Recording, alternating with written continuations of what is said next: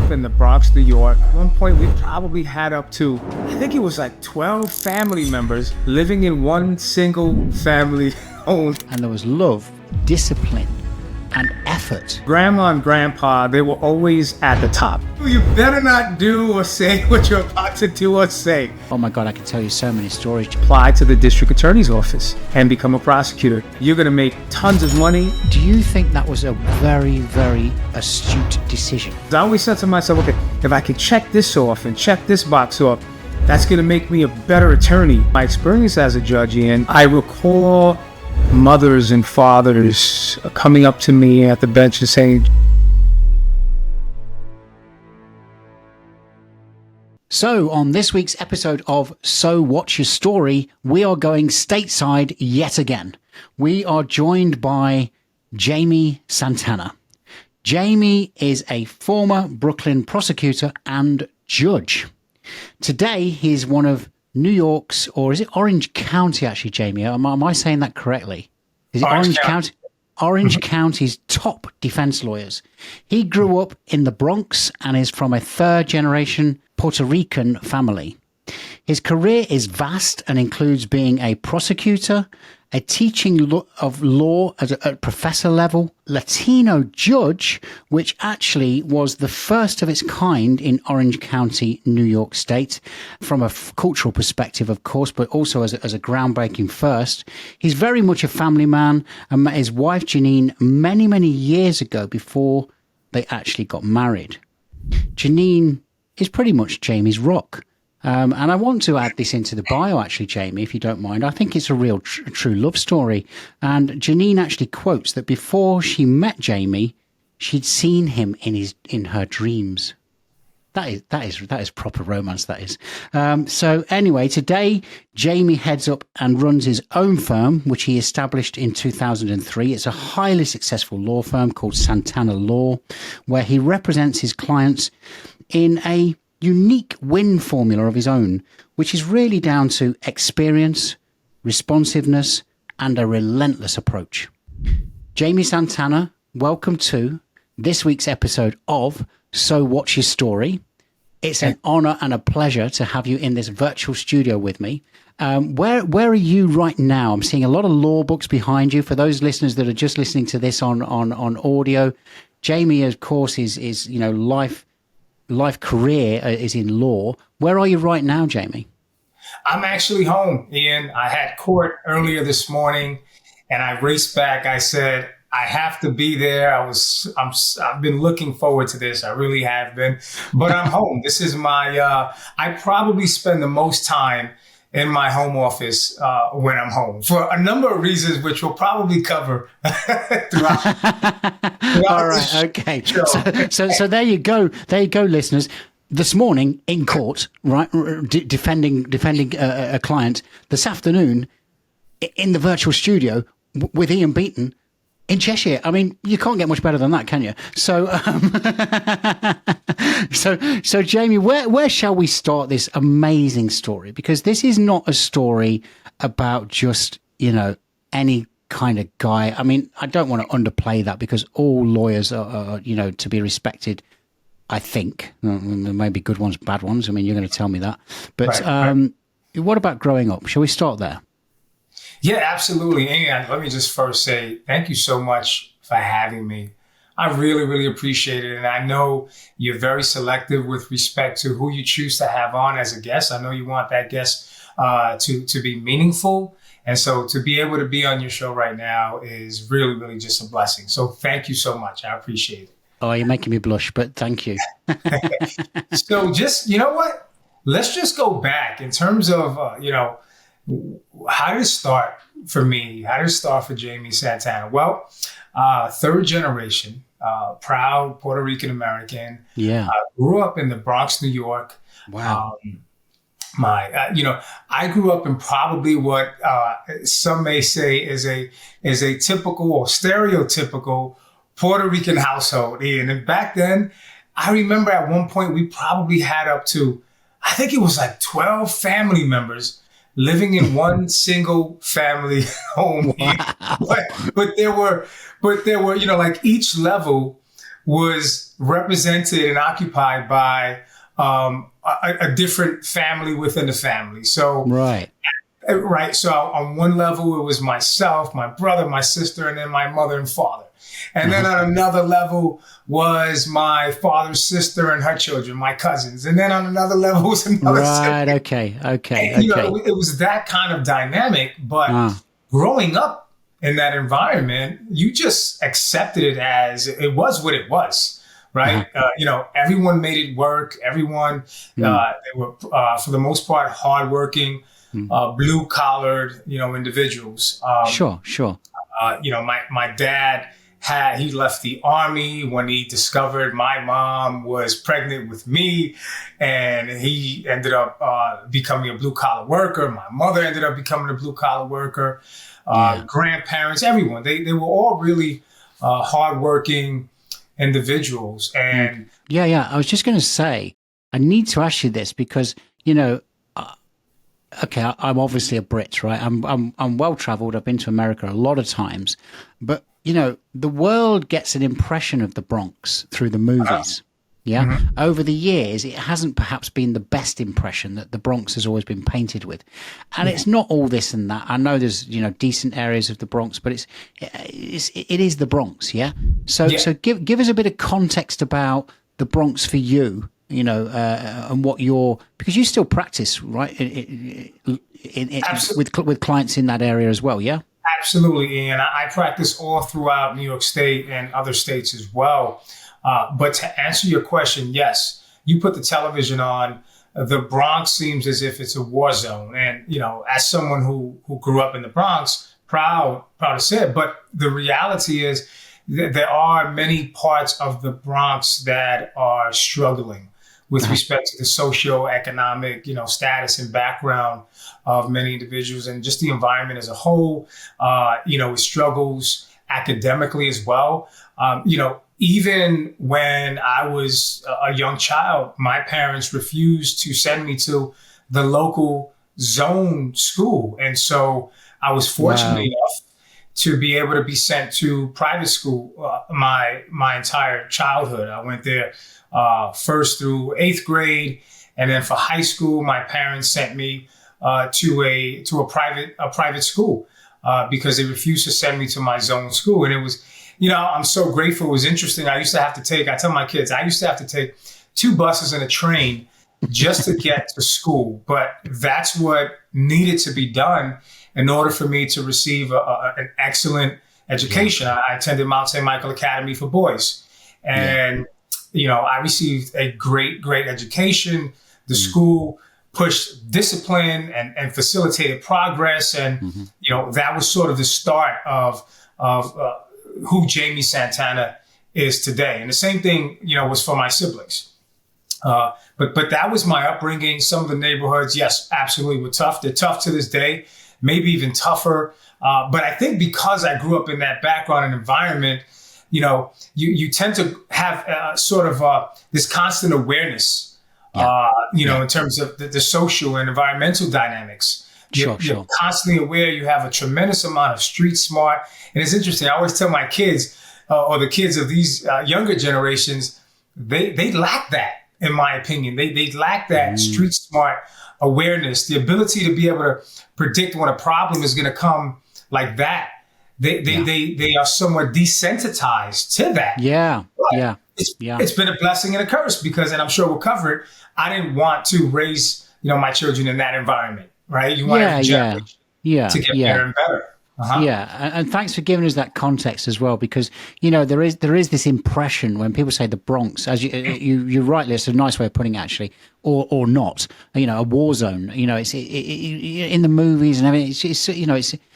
It's the same in many areas. In many areas of London, of Manchester, of Birmingham, of all major cities in the UK, Glasgow.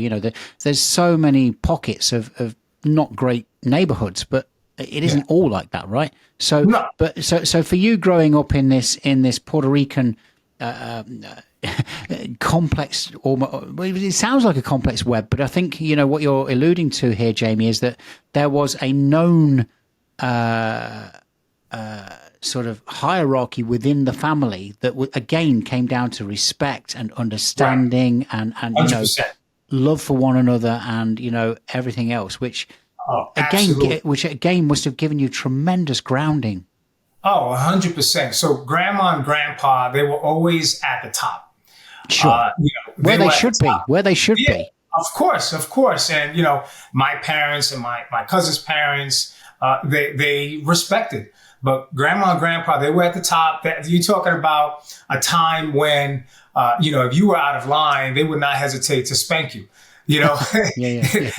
Those are those times. Nowadays, you have kids calling ACS because their parents spanked them, right? It's just the reality of the situation. But that's how it was. And, my grandmother, my grandfather, or my mother, if I even came remotely close to stepping out of line, I wasn't a perfect kid, but for the most part, I was good.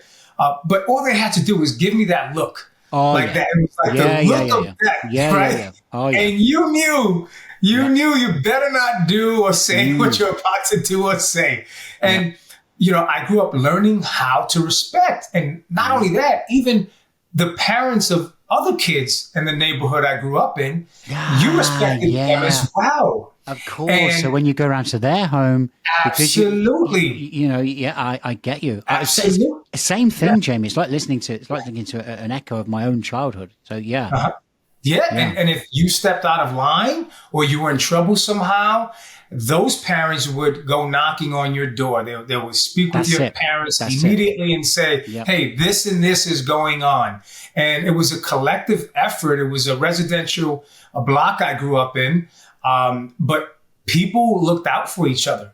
And sadly, in my experience, I believe those dynamics are not the same. They're not the same. People are staying inside their homes. Kids aren't playing in neighborhoods or outside in the block. It's not like that. Yeah. So again, for me, my grandparents were a massive influence on both sides of my family. But my mother's mum and dad were just, rock solid. And like I say, oh my God, I could tell you so many stories, Jamie. And when I come to meet you, which we are going to do, hopefully, I'll share with you. I'll share with you some very, very funny, but also some very important life lessons that both my grandparents sort of put into me. This dynamic of growing up where I grew up for the majority of my life in Glenfield in Leicester. I had my friends at the end of the street, Rich and Jamie and Ian and Stu and everybody else, my friends still to this day. But if we were out of line, their parents would say, hey, Ian, I'm going to speak to your parents. And you knew that they were going to speak to your parents. Absolutely. And then boy, oh boy, so you didn't want to. So you were respectful in everybody's house.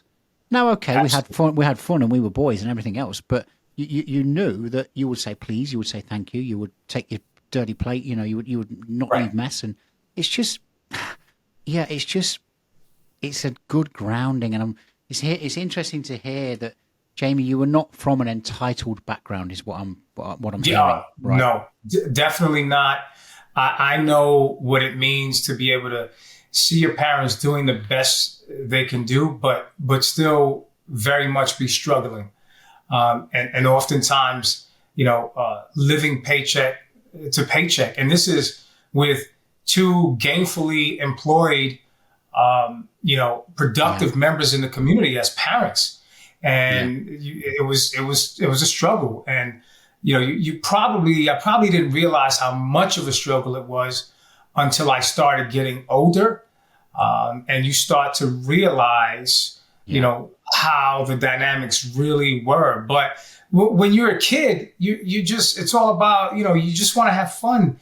And you don't have so many responsibilities other than get up, behave and go to school and be a good student, right? And play sports. But, the responsibilities that you start to take on as you get older, then you start to realize, wow, it wasn't easy for my family. And that's it. When we look back in retrospect, we realize what a wonderful job they did, because not only were they working their asses off to put food on the table and keep a roof over our heads, but they were also, making sure that the family unit was strong and there was love, discipline, and effort, you know, and I think that's another word that needs to be included in this conversation, because I'm only guessing, Jaime, because I don't know your family dynamic, but in my family, there was mutual effort. Everybody put effort in, you know. Mm-hmm.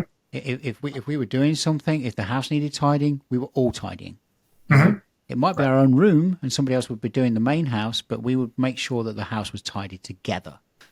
So, and we had our chores. We had our chores to do, our things to do. I think thank you for sharing that, Jaime, because that's really important. That I think, you know, often there's this misconception that people that get to the pinnacle of their career, like you have, including being a judge, including being a professor of law, you know, that you've had an entitled upbringing, but you haven't. No, you really haven't. And it's to me, that's, you know, some listeners are going to listen to this and go, "Oh, come on, Ian, you sound a bit now." But to me, it's even more respect for you because it wasn't handed to you on a plate.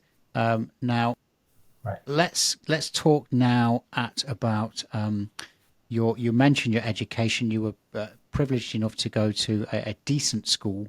However, you were a good scholar. You did work hard. Where did that progress through then, Jaime? Was that progression then into, I know we have a different education system in America to the UK. So you've got sort of high school, college, and then university, and then university, right? Is that the route, or? Yeah, so college, and then graduate school, which for me was law school. Okay. But for me, it was challenging in that I was the first one doing it in my family. Okay. You know, no one before me had, you know, gone beyond high school that I can recall. So though I had family support, I didn't have anyone I can turn to or talk to and say, "How do you do this? You know, what should I expect?" That type of thing. It was literally me having to stay focused and want it for myself. And with the understanding that there is no other option. Like, I decided I wanted to be a good student, and I said, listen, I'm going to be the one that's going to create different set of dynamics for my family for the first time, something they've never seen before. Wow. And, you know, there may have been aspirations for them to do it, but it just didn't happen. When children started to come along, you know, as parents, I can only assume that they found themselves in a position where they even if they wanted to, maybe they felt as if they didn't even have time to pursue, you know, going on with respect to their education. So what happened back then for most of them, they just ended up working. And I said to myself, with all the hard work they've put into helping to raise myself and my brother and my sister, the least I can do is make them proud of me, right? The least I can do. So, and, you know, the Santana name for me, it's something that is more than just a name. It is a representation of who I am as a person. It's a representation of my character. And I was in no way ever going to besmirch the family name. So, you know, it was important for me. So, and that's how it pretty much started, Ian. You know, after high school. Let me go back. So during high school, I remember developing an interest in law.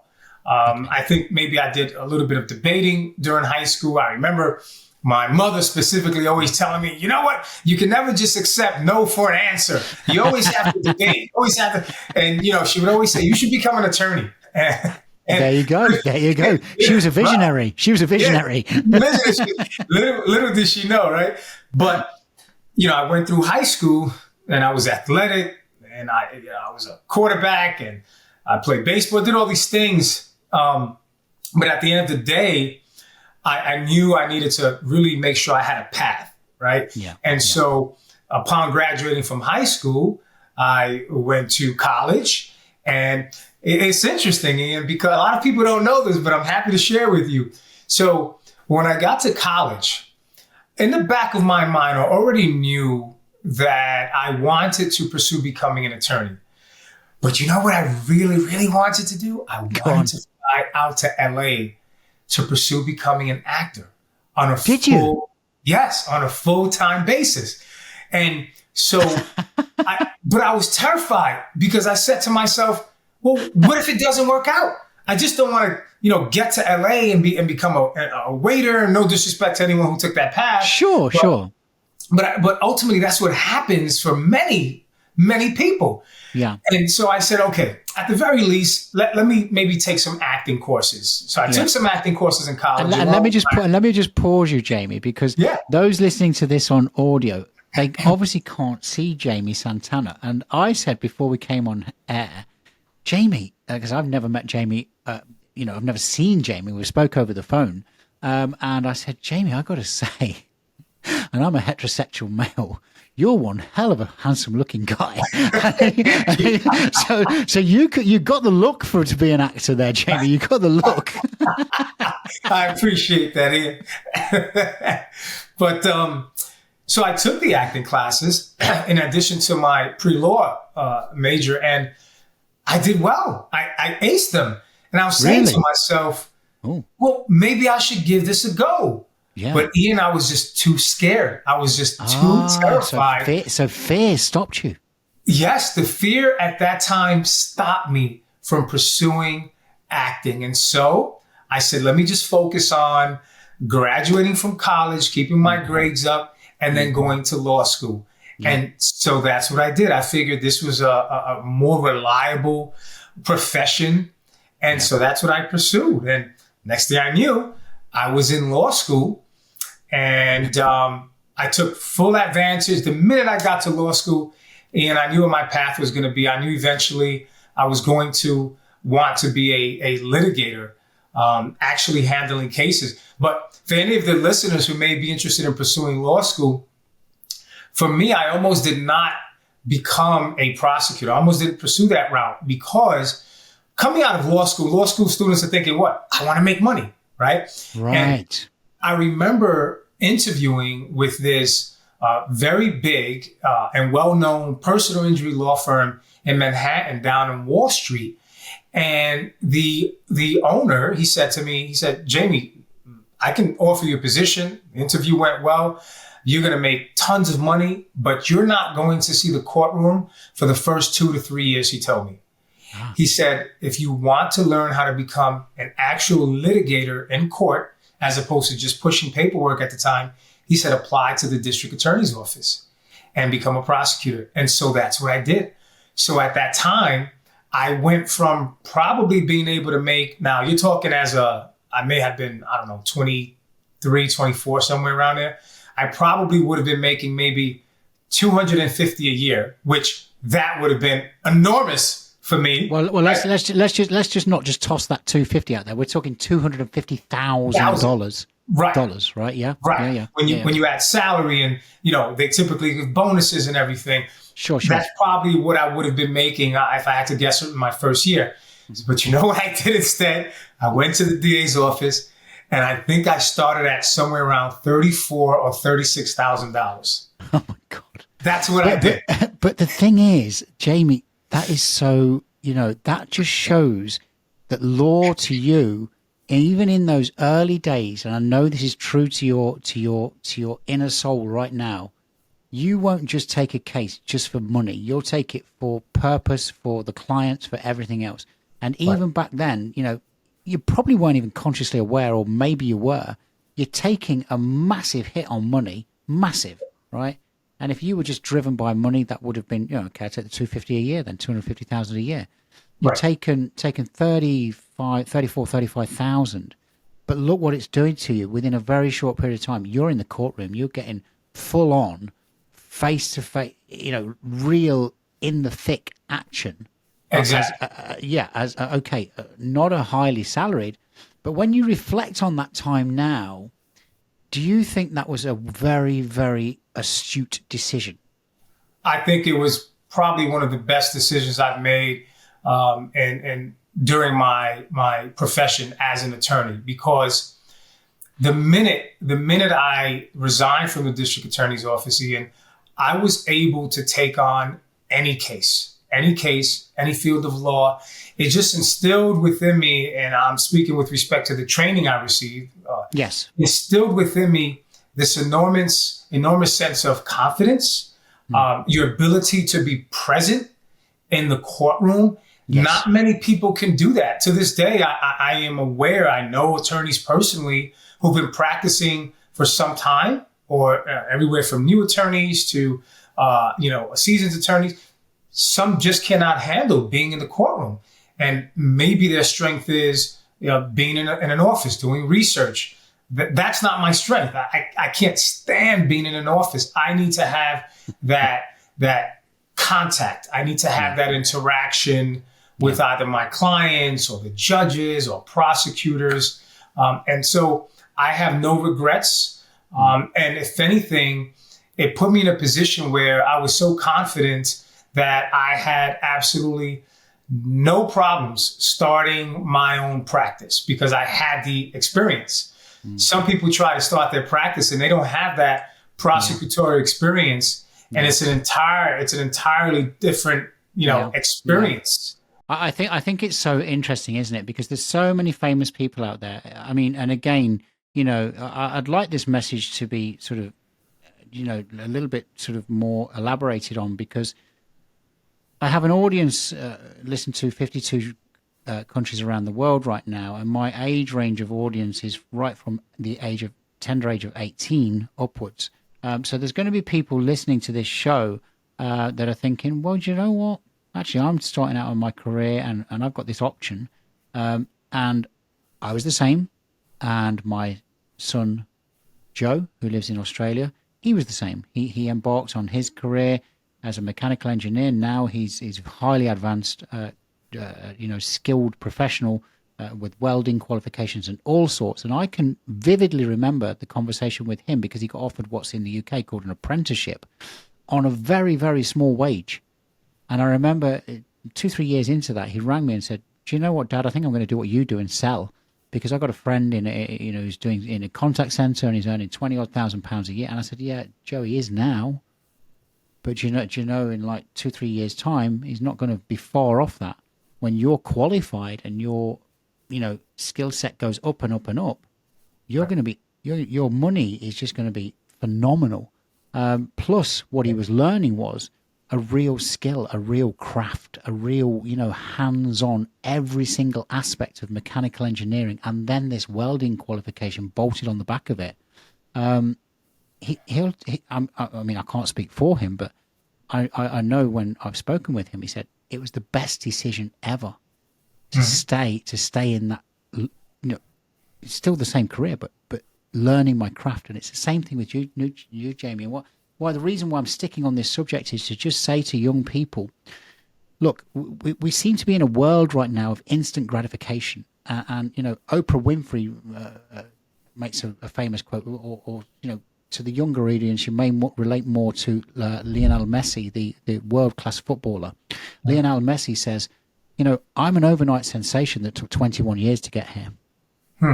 There is no such a thing as an overnight sensation. There is no such a thing really as instant gratification. You may blow up on social media and earn a lot of money, but the reality is the vast majority of people have had to do the hard graft. They've had to learn their skill. They've had to really drill down and often earn not a lot of money to get there. Right. And that's that's what I'm hearing from you, Jamie. It was that you said it in your own words. It was the best decision you ever made. Yeah, absolutely. No regrets whatsoever. And I share my experience with the younger generations, coming up, because it's easy for them to be sensationalized by the idea of coming out and making a ton of money, coming straight out of law school. They get caught up in that. And the way I try to teach them or rather advise them is I say, look, take a different approach.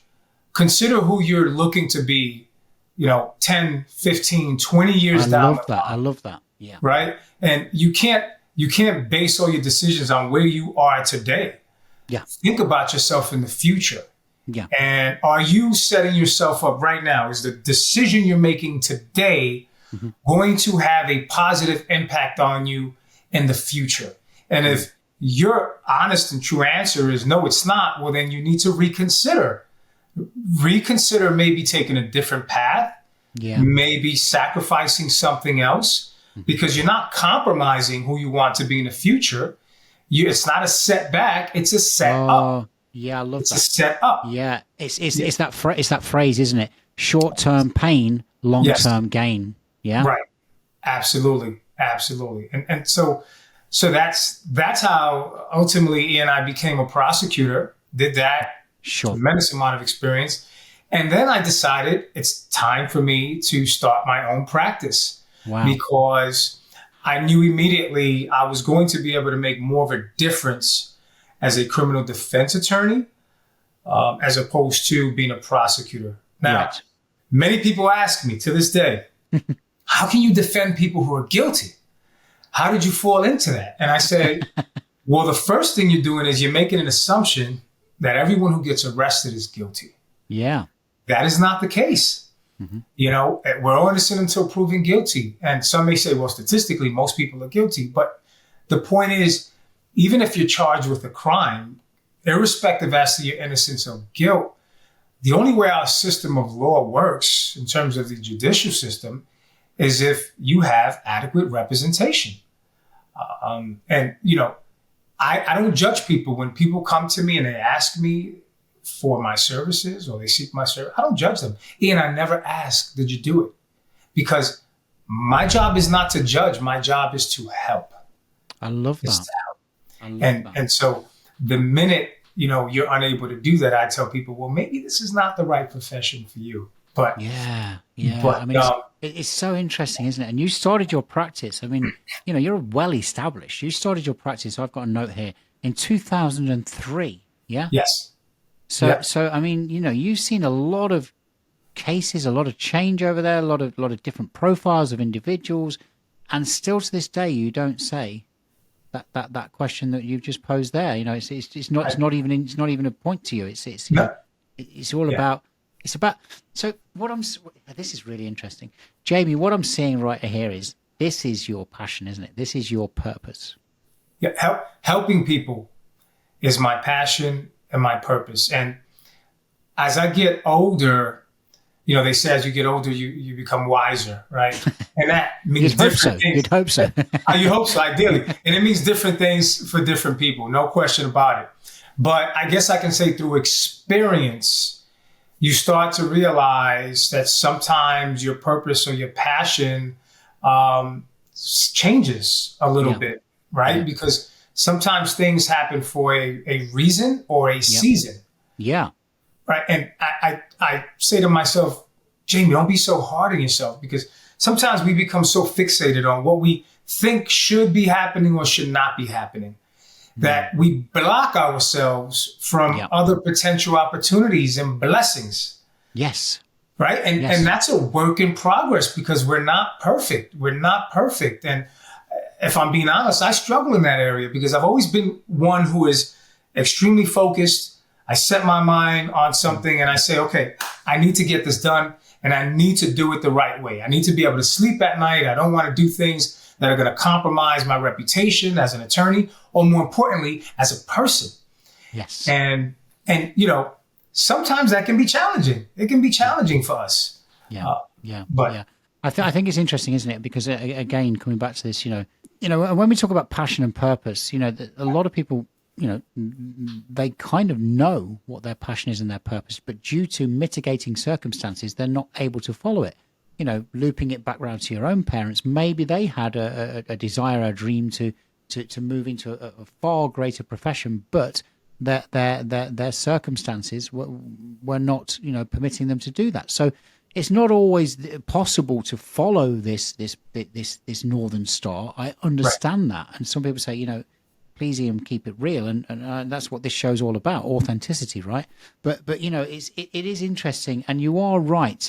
You know, I think it was Tony Robbins that said, when you set your goals and your plans, one thing that you should build into there is flexibility, because you know we're throwing out a couple of phrases as we're chatting here, Jaime, and that's really, you know, interesting that you and I do that, because you know I'm a storyteller. I listen to stories as well, but you know my friend said to me many years ago, and he said, there's 3 things in life that every single one of us is absolutely certain of. And those three things are birth, death, and change. Yeah. And you know, and you can say, yeah, but you know, well, no, hang on a second. The change doesn't have to be massive, right? It doesn't have to be huge, Right. but change is certain. It's a certainty. Yesterday was not the same as today for any one of us. For any one of us, right? Tomorrow will not be the same as today. So therefore, that is change. Yeah. Mm-hmm. And if you get comfortable with change, boy oh boy, yeah, the world becomes very, very interesting. That's right. That's right. You have to be comfortable with being uncomfortable. Yeah. And you know, and essentially that means you have to be able to adapt and you have to be able to pivot. Look, when COVID hit, every industry in the world was affected somehow, right? Yeah. Some may say for the better, some may say for the worse, but you were affected somehow. My practice, I had to pivot. You know, we went from being in person in court to everything happened virtually. So technology had to change. Yeah. And the manner in which you practice had to change. But then there was good that came out of that. A lot of businesses, such as myself, realized, okay, I can get the same thing done and spend less money, right? Every business I speak with, the same experience. But to your point, oftentimes it takes change for us to realize there are other ways we can, you know, fulfill our accomplishments and arrive, you know, at different points in our lives. But so many of us are afraid to deviate from what for so long we've been programmed to believe is what we should be doing. Absolutely. And I really love the way that you put that point across, Jaime. Thank you so much.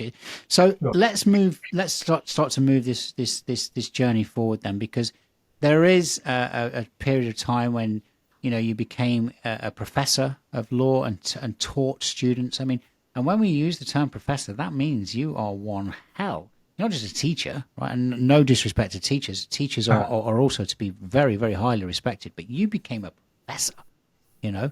And then we have this moment which is just fascinating to me. The first Latino judge in Orange County, New York. And again, this is a first.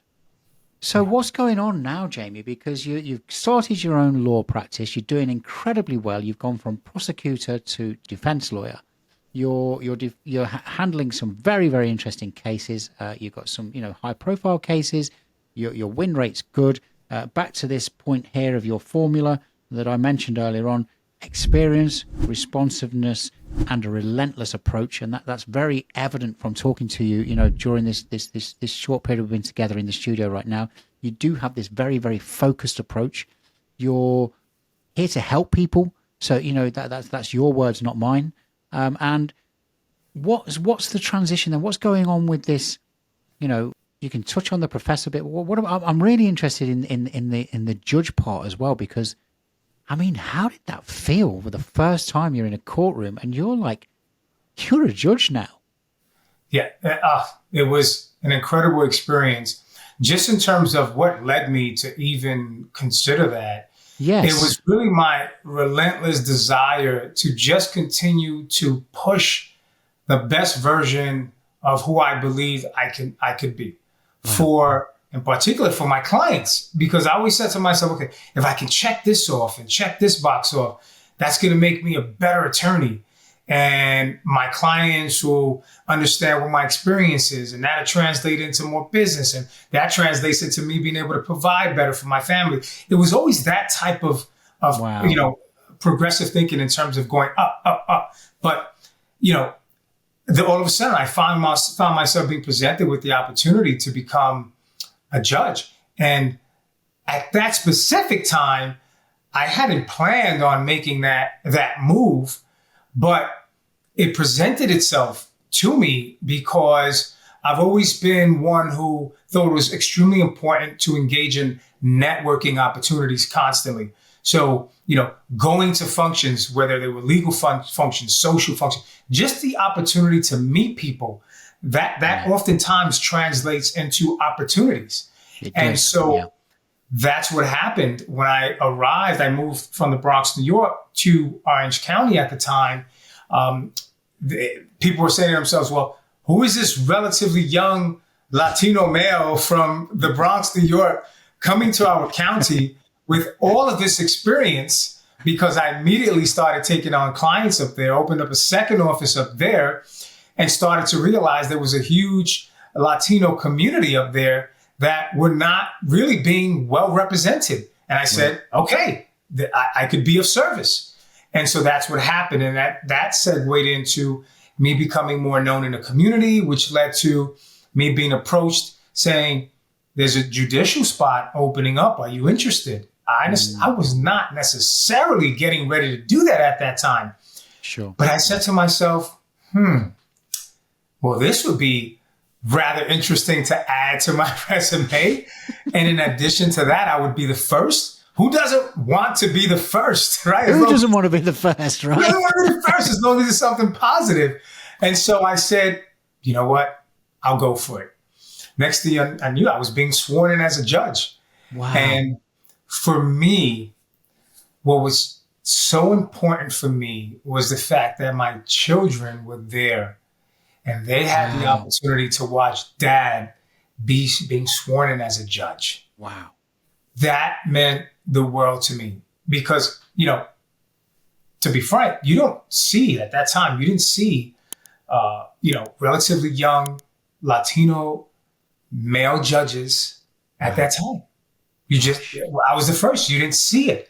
Yeah. So not only was it important for me to allow members of the community to see and say, hey, if I can do it, you can do it as well. But giving my children another reason to hopefully look up to Dad, right? And so that was important to me. But my experience as a judge, Ian, I'm so appreciative of it because to this day, I recall mothers and fathers coming up to me at the bench and saying, Judge, can I say something? And I would say, sure. And they would say, I just want to thank you for giving my son or daughter or whomever an opportunity, a second chance. Why? Because you had a lot of old school judges, Ian, they were just about tossing the key, putting people in jail. That was not my style. I was all about understanding people had struggles in their lives, and maybe there were, very plausible reasons as to why an individual was committing crimes. Let's look at their rap sheet. What's their background? Do they have family members that support them? And inevitably, a lot of times it was just an issue that wasn't addressed properly because there wasn't enough care. And so I brought to the bench, aside from being fair and impartial, for me, it was about showing the community that I cared. And to be honest, the robe itself meant nothing to me. It was just a piece of garment. I just happened to be the person sitting behind the bench. Yeah. It was more about whether or not I was an effective judge as opposed to just being a judge. And, I hope I was. I mean, I still get people to this day, Ian, saying, are you going to get back on that bench? We need you. We need you. That's just not something I'm interested in doing anymore. But yeah. It makes me feel good. It makes me feel good to know. Yeah, And you touched on something there, which I know is very, very close to your heart, because this story would not be told without mentioning your family, right? You have beautiful children. Would you mind sharing with us, Jaime, how many children you have? Sure. Of course. So between myself and lovely Janine, which we'll get to, my lovely wife, We'll get to Janine. At home, we have 4. So we have Julian, the boy who just graduated from college and is actually starting law school himself in August. Wow. At home. And then we have Jordan, who's 16. Mm-hmm. She's going into her senior year in high school. She wants to become a plastic surgeon. And then we have Angel behind her, who is 15. And then we have Skylar, who's 14. So, all three teenage girls at home. You can imagine. And plus the dog is female as well. You got a dog. What type of dog you got? I'm a dog lover, right? I'm a massive dog lover. What you got? No, we have a little one. We have a cavapoo. Okay. Yeah, and what's your dog? What's your dog's name? The dog, Sadie. Sadie. There we go. Yeah. Well, I'm a huge dog fan, Jaime. People know I've got a beautiful blue-gray Weimaraner called Duke, and here's my world. I also have two beautiful sons, Lewis and Joseph. Joseph, I mustn't call you by your Sunday name, Joe. He prefers to be called Joe. Who live in Australia. So there we go. Yeah, and I know the family's a massive, piece of this big jigsaw that you've pulled together in your life, right? Your career is important to you. Your career and your success and your clients are very important to you, but they never come before your family. Yeah, I think I think that's really important for people to hear. And we're going to talk about this. We're going to talk about Jaime's going to share with us work-life balance, because being a very successful lawyer who is in court most days and has a case file as long as your arm, he still balances his family and work life very, very well. And I'd like you, if you can, Jaime, to share some of that with us. 4 beautiful kids, and then those are the 4 at home. Those are the 4 at home. Sorry, those are the 4 at home, because you've got other children from your. Right. And then we have 2 more, Jasenia and Blaze, both in their early 20s. So they're outside and they're doing their thing, on their own already. But there's never a dull moment. And I know that when we spoke, and if you don't mind, Jaime, I'd like to just segue into this, because we're going to park Janine for, she's going to have a special piece of this episode, right? So, because she definitely needs to be mentioned. And people are saying, Ian, why are you mentioning Janine as well? Because let me tell you, listeners, Jaime might be on this show at some point, but Janine actually approached me and said, I think you guys should talk. So I'm very, very grateful to Janine for bringing us together. But you described to me off air a day really in 4 beautiful words: balanced, gratitude, meditation, workout. Yes. And those 4 key areas are part of your daily setup. I haven't mentioned work in those 4 words because they're outside of that. Right. These four areas, and I guess they do. I guess it is included in balance to a degree. But can you walk us through, Jaime, how you manage this tremendous career, your own law firm, everything you've achieved and still do at an intense level on a daily basis? How do you balance family and career?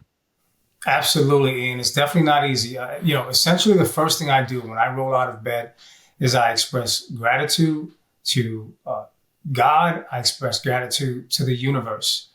And then typically I roll into a prayer. And, you don't have to be the most religious person. You could just be someone spiritual or connected to whatever you believe is your higher power. But for me, that's what I do. I then move into a meditation, and I try my best to clear your mind, because meditation is, for the most part, it's about clearing your mind, finding a sense of peace, if you will. And that's not an easy thing, right? To calm the mind. But I do that because I want to start my day off right. And I'm not perfect. Sometimes it just doesn't work out and I'm having a challenging day. But that's what I do. And then I'll typically get up somewhere between 4:30 and 5:30 in the morning to be able to accomplish all these things. And then I move into my workout. Somewhere in between that. The workout keeps me balanced. I firmly believe you have to have a strong mind and a strong body. And Ian, I got to tell you, when I miss that morning workout, I'm completely off balance for the entire day.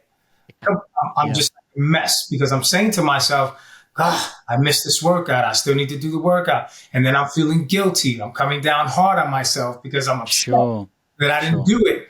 But sometimes it happens. We're not perfect. And what do I have to do? I got to pay the price. Maybe I have to do a double workout the next day or whenever. But that's pretty much what I do. And before I know it, the kids are going off to school. The wife is doing her thing, preparing the kids. And then I'm off to work. And it's it's really interesting, because I've spoken about this subject many times, and people say to me, who know my morning routine, which is pretty much a mirror of yours, Jaime. It is. I'm up very early. 5 a.m. is my regular get up time. It used to be 6:30, but now I've actually trimmed it down to 5 a.m. Now, listeners listening to this, I don't go to bed at midnight.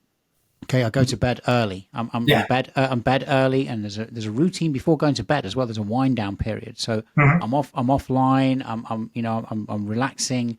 I'm getting my mind ready for sleep. But I'm the same as you, Jaime. I'm up early, and there's a similar routine in the morning. But people say to me sometimes, "Well, I haven't got time for all that mumbo jumbo, Ian. I haven't." Well, okay. I'd argue with you that you have, because for example, I do a guided affirmation in the morning, Jaime, which is 12 minutes, which is 12 minutes long. All right. Yeah. Now, when do I do it? I actually have it on my little speaker, my little portable speaker, and I do it whilst I'm in the shower. Yeah. So I say to people, do you have a shower in the morning? And they go, yeah. I say, well, instead of just, daydreaming or whatever, or having negative thoughts, how about pumping some positivity into there? So anybody who says I'm too busy, I haven't got time, I haven't got this, I'm sorry, I can't get on the same page as you. I really can't. I agree. You can make that time. You just can. We've all got the same hours in the day. Joe Dispenza talks about this at great length. Dr. Joe Dispenza, and he talks about his morning meditation, and he talks about. And I listen to this and I think, wow, Joe, that's a long time. But again, like you and I, gets up at 5 a.m. Okay. So he talks about allowing 2 hours for his morning meditation. Now, very rarely is it 2 hours, but he like you, Jaime. If he doesn't do his morning meditation, his whole day falls apart. Yeah. So he allows 2 hours because that's it. That's him clearing, doing his his manifestation, everything else. He said most times I nail it because he's been doing it for decades in 30 minutes. But instead of putting himself under enormous pressure, he gives himself 2 hours. Never needs it. Right. And Ian, there are different versions of meditation as well. There is many different versions. Yeah. I like doing the guided meditation, as you mentioned, also. But sometimes if I'm pressed for time, I'm doing my workout and listening to affirmations at the same time. So you can do it.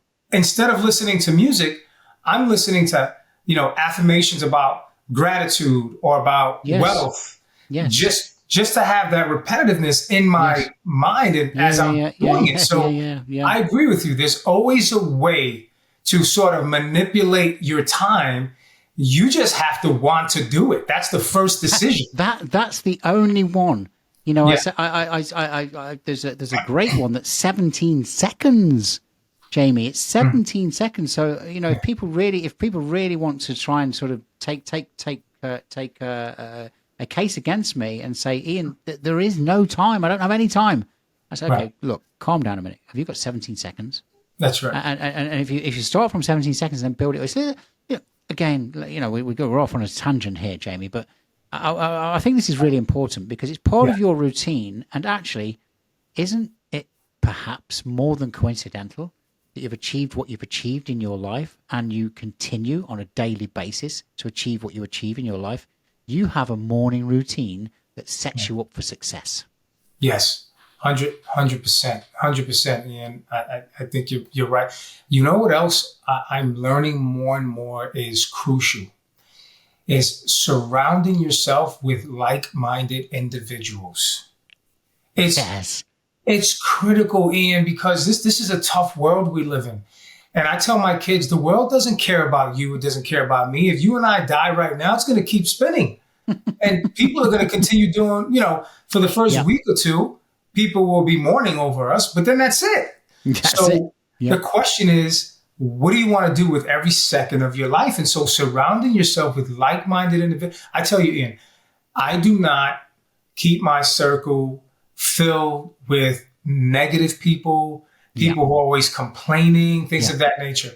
If that's what the person's about, listen, I'm not going to disrespect them or treat them as if they mean less. No, but I know how to manage that relationship. And that could be a family member who they sometimes they could be even worse than friends, but it could be a family member, friend. It could be a coworker. I make it a point, Ian. I only keep positive people in my circle.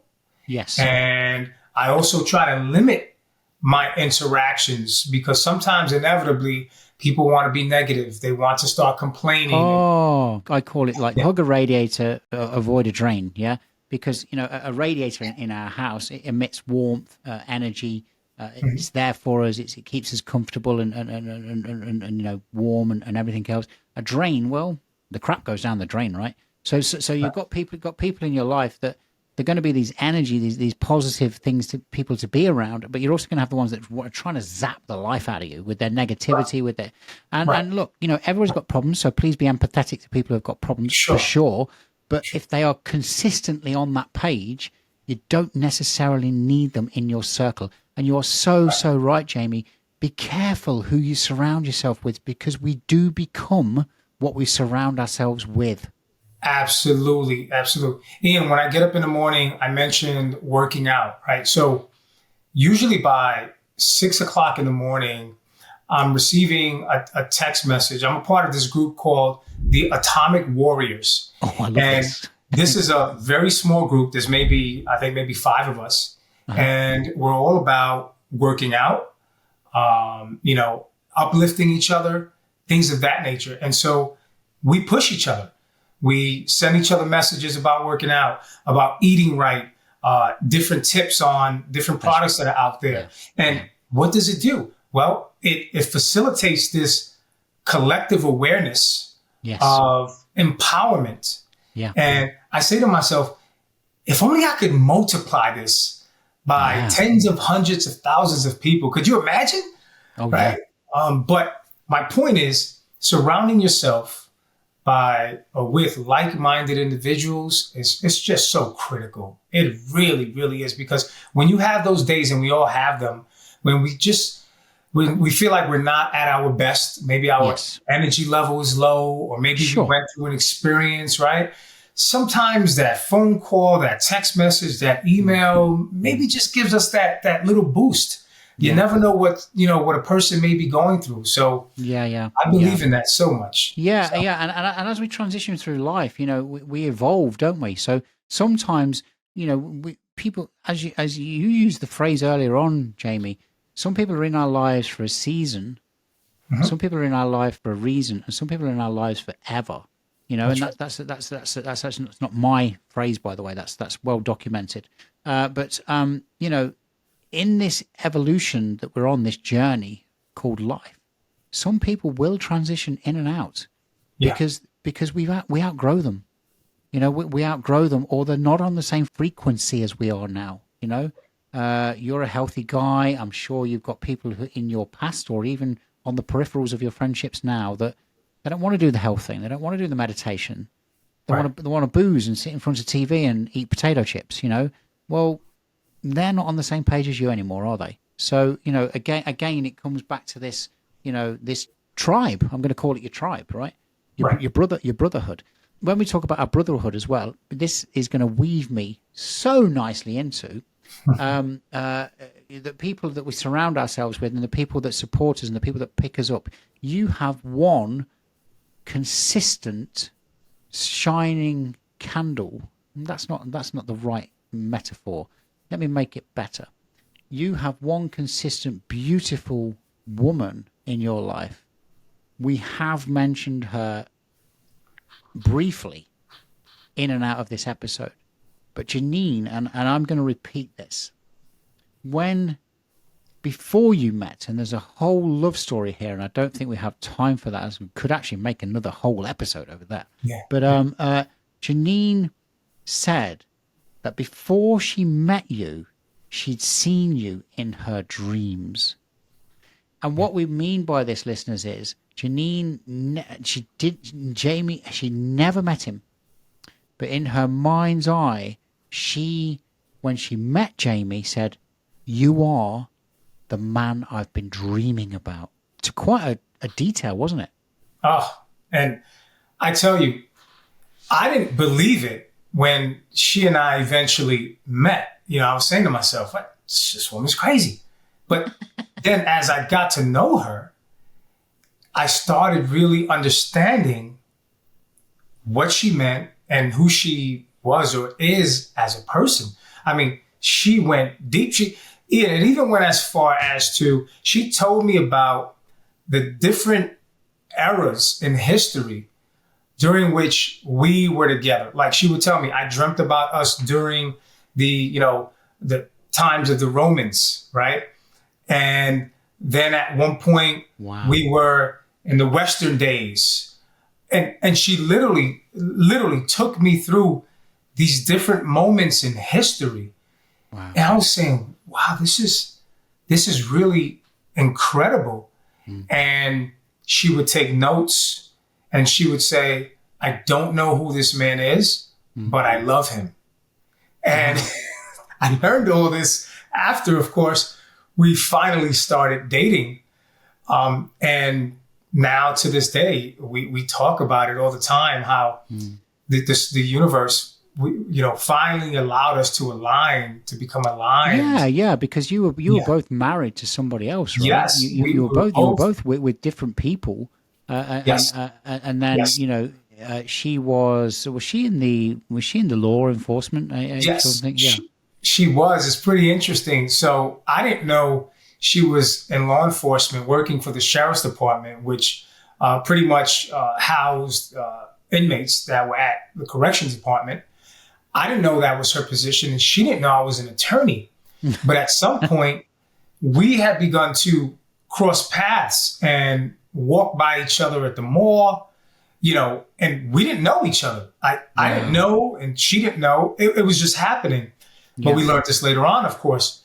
And then until one day, I went into her job to visit a client. Sure. And there she was. I said, she works here? I couldn't believe it. And on the expression on her face, it was the same. And then I wasn't married at the time. And then so finally, I remember walking out of the facility, and I always get on her about this. She followed me. And I sensed her presence, and I turned around and I asked her one question. I asked her, I said, are you the only one that still smiles at this place? And it was because she was the only female I remember at the time having this just like glow surrounding her, this amazing aura, beautiful smile, beautiful presence.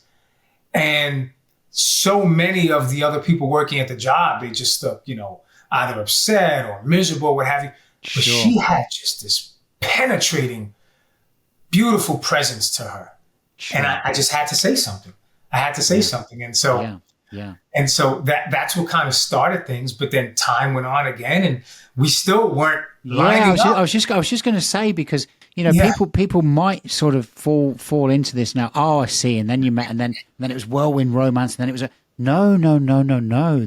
There was quite a prolonged time, wasn't there, Jaime? And it was just this sort of, but her dream never left her, did it?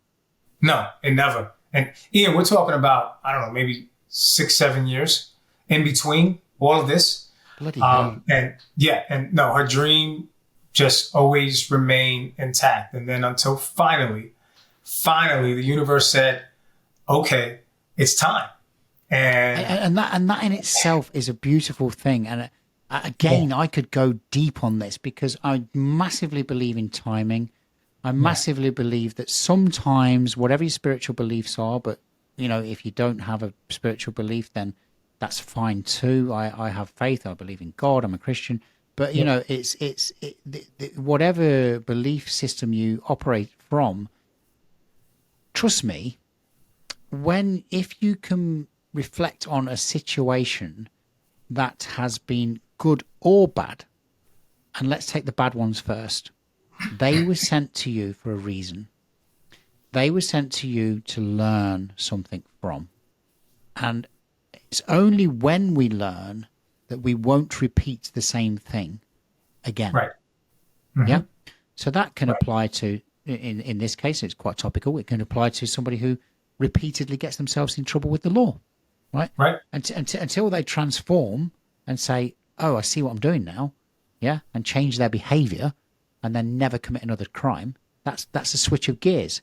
Some Right. people go from bad relationship to bad relationship to bad relationship. It's because they're not changing their behavior. You know, some females will say, well, I'm attracted to a bad boy. Well, you're probably actually not, you know, because you don't like the way they treat you actually, but you keep repeating the same thing because you're not changing, because you're not learning. You're not learning. Yeah. You're not It's learning. so true. They stay on the same frequency. Yeah. And so that's what you tend to attract. Absolutely. Right? Absolutely. And yeah. So you know, what I've learned is... So when the universe does these things to you, and in this case, what I think was happening, I might be wrong, but what I'm hearing is, I don't think you were ready for each other, right, until that divine moment. Right, I agree with you, and I've thought about that actually. You know, and she and I have spoken about that. You know, saying, "Gosh, if only we could have, you know, been together sooner in our lives." But the reality is, yeah, we were not ready, and for whatever reason, there were still certain experiences that God and the universe wanted us to go through. And I think because of those experiences and, you know, bad relationships or, you know, unsuccessful relationships,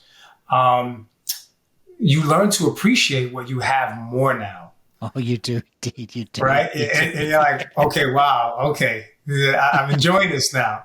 And so, you know, sometimes people say, well, what do you want? And you may say, well, I'm not sure what I want, but I know what I don't want. Yeah. Right. Yeah. That's typically the easier thing, process of elimination. Yeah. And so ideally you go through all those trials and tribulations, and ideally what you're left with is an abundance of learning, right? And consequently that should translate into more peace for you in life. Because that's probably the one thing we all want. We may not have it all figured out, but we know we want peace in our lives. Sure. I mean, it's, you know, it's that old famously quoted, you know, philosopher. He wasn't a philosopher, was he? He was a psychiatrist, wasn't it? Freud. It was Freud. You know, when we continue to do the same thing over and over but expect a different result, insanity. It's insanity. Yeah. And it freaking well is. So you know, if you think about that, you know, you can listen to that and go, oh yeah, well, I wouldn't do that, would I? Well, okay, you keep picking bad relationships, you keep committing crimes, you keep you know, losing your job, you keep you know, whatever it might be.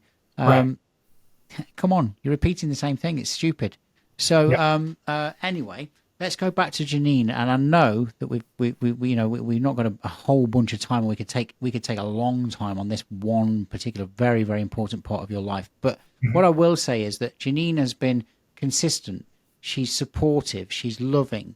She checks you in every now and then. You know, you may be sort of, you know, Jamie's larger than life. He's got a charismatic character. Janine keeps you grounded. Is that? Absolutely. You know, well, first of all, having the teenage girls living with us at home. Right. Okay. I am 100% incapable of handling some of the dynamics that go on in this house. I hear you. I just can't do it. That's, you know, I've received no training for it. You know, other than, of course, raising my own daughter. Sure. She's raised her kids, of course. But for the most part, yes, Janine keeps me grounded. If she feels I'm overreacting or becoming too upset over something, she'll pull me to the side and say, babe, calm down. It's not that serious. You know, here's why the girls are doing this, and that, or maybe it's one of them. Wow. And she checks me, and sometimes I'm still mad, but many times I say, you know what, babe, you're right. You know, I'm sorry. And I'll just kind of remove myself from the equation, and I end up here. But she keeps me so grounded. Yeah. And she has this tremendous ability to be able to Well, first of all, she's extremely patient, sometimes too patient. But Right. her main thing is she always leads with love. And so I'm not saying I don't, just sometimes my delivery is different. But she can be, more compassionate initially when addressing a situation. And that's why we balance each other out. I'm more of, okay, ABC needs to get done right now. ABC, right? Like no excuses. We're getting this done right now. Whereas she's, okay, babe, put the brakes on. This is why this may not work out, or give some reconsideration to, but that's what it's all about, right? Teamwork. Ideally want to be able to balance each other out. Oh, I mean, she sounds 100% like she's the yin to your yang and vice versa. Right? She is. I mean, you've got the dynamicism, this and that, and I'm not underestimating Janine because she's got it. She can do everything, right? But she will check you and just say, hey, come on, Oh, 100%. Hey, honey, come on, let's just whoa. Oh. That's an interesting dynamic because often people say, you need two like-minded people to have a successful relationship. Well, actually, if you've got two fire off and this and that, it can work, but sometimes you need this sort of neutralizer, this person that's going to say, hey, come on, let's put the brakes on a little bit, but you also need that person that's like boom, boom, boom, boom, boom, because when it needs to get done, it gets done. Yeah. So, right. I mean, I know what we spoke about off air. I've had interaction with Janine as well, and she adores you, man. And I know you adore her, and it's a beautiful thing. It really is a beautiful thing. Ian, she's my biggest fan. I mean, you and I are speaking now because of her, right? I know. You mentioned she reached out to you. I had no knowledge, and next thing you know, she tells me, "Babe, there's this great guy I want you to meet. You guys are going to meet, and I'm telling you, you're going to hit it off really well." I had no idea, but I trust her. I know. And so when she said, I said, "Okay, babe," but and this is what she does. She's my biggest fan.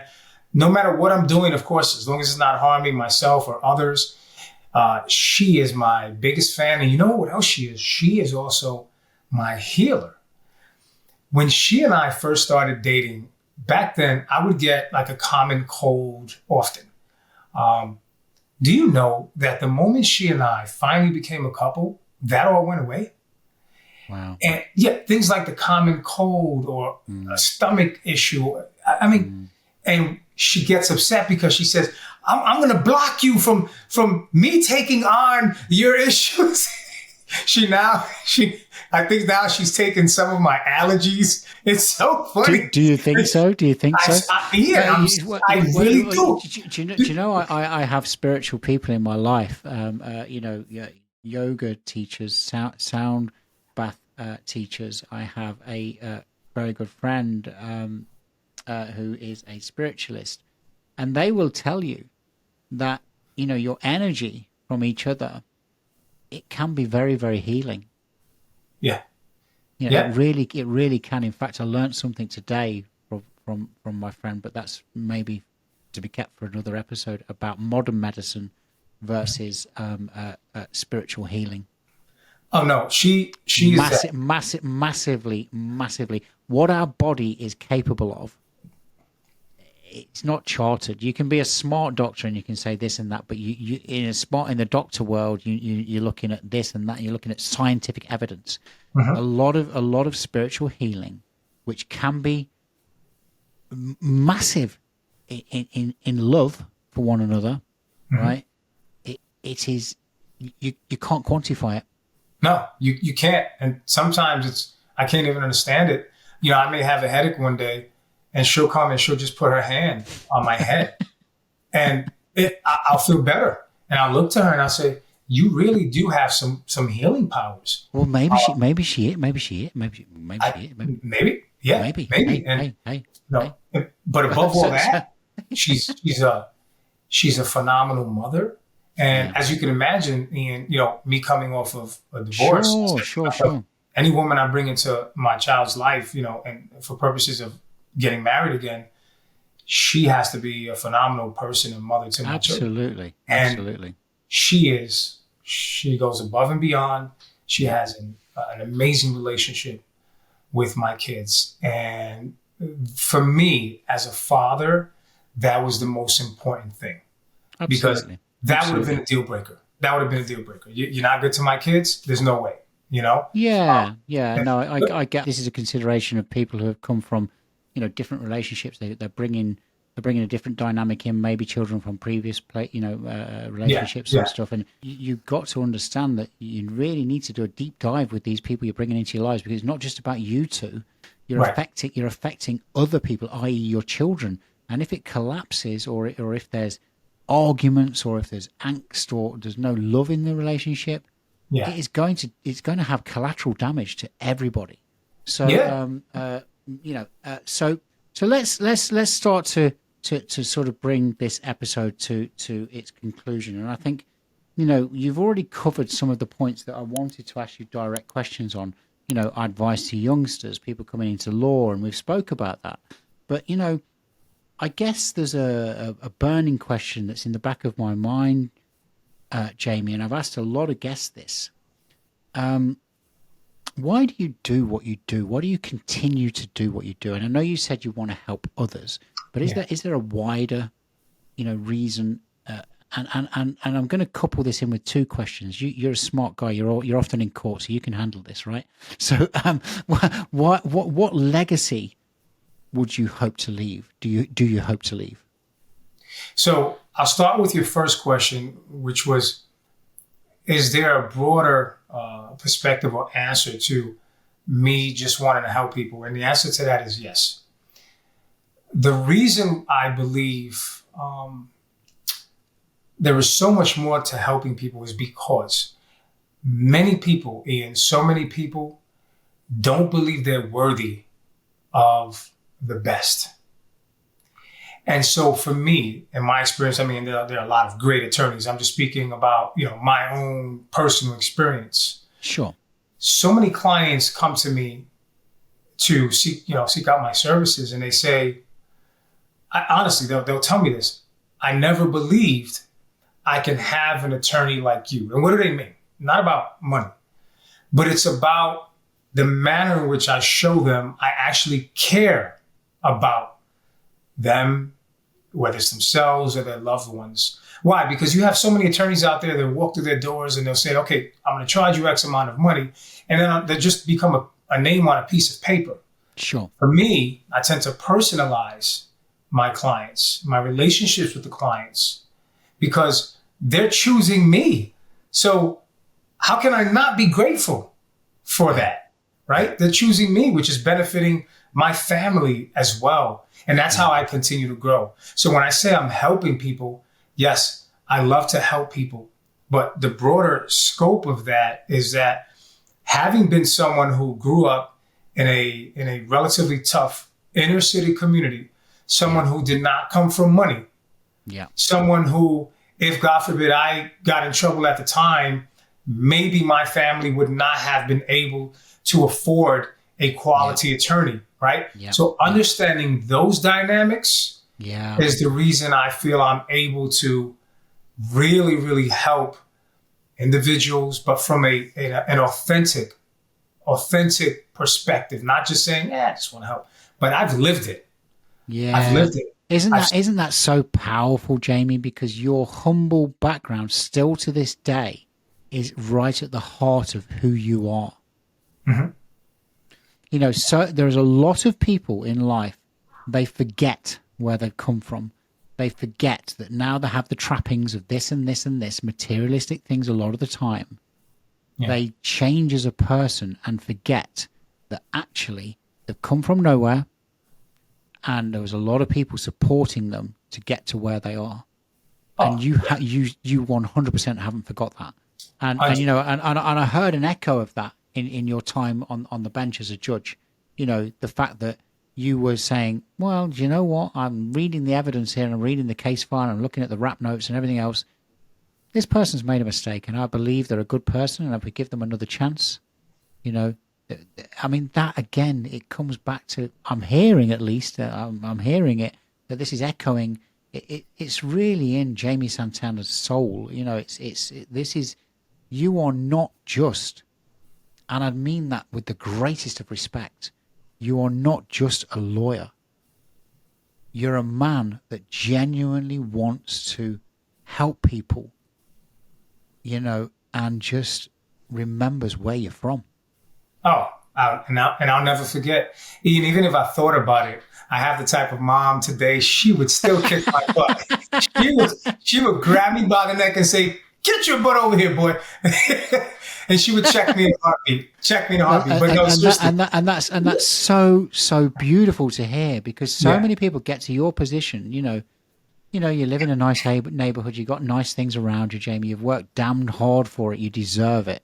You've got a beautiful wife. She keeps you grounded. But, Jaime Santana keeps himself, and he wakes up every morning. He gives gratitude to the universe. He says his prayers. He's grateful to be here. Jaime Santana is the real deal. Yeah. And that's what I'm hearing. So let's move on to the next piece of that question. What do you hope to leave as a legacy? There's no doubt in my mind, just in terms of my experience and what I know my family or parents were not able to provide for me in terms of a legacy. And that doesn't only necessarily mean money. For me personally, it's important that what I'm teaching our children today is something they're going to be able to teach their children. And so what does that mean? For me, building the legacy means I have an obligation. It means I have an obligation to teach them how to be, first and foremost, just a good person. Not a perfect person, but just a good person. I believe when you start with that foundation, you can build your way up. No matter what business you go into, no matter what level of academia you pursue, if you can just start out being a good person, the best version of yourself you can, you are going to be ahead of so many people who are maybe perhaps lost or struggling or what have you. But you know what? If you do that, maybe you can help them one day too, right? Yeah. Because I think the real legacy probably comes from not only creating a legacy, whether you're talking about wealth, whether you're talking about physical aspects in terms of changing generations who have maybe been unhealthy before you, and now you're starting something different. Sure. I'm that guy in my family who's constantly pushing people, work out. So there's different levels of legacy, if you will. But the real beauty would come from not only within your immediate circle, but how can you extend your legacy outside of your circle to now help other people become the best versions of themselves? If I can do that, and I firmly believe I'm on the right track, then I believe I'm making a difference today. And if I'm making a difference today, hopefully I'm making a difference for our children and then their children.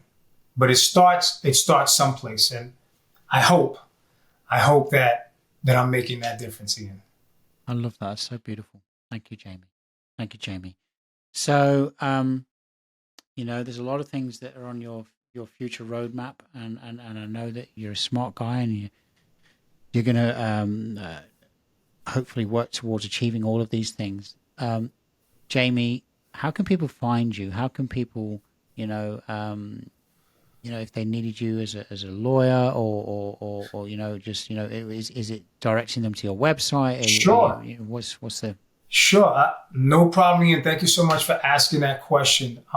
As they can reach me a number of ways. So if you're trying to reach me through social media, it's at Santana Law Firm.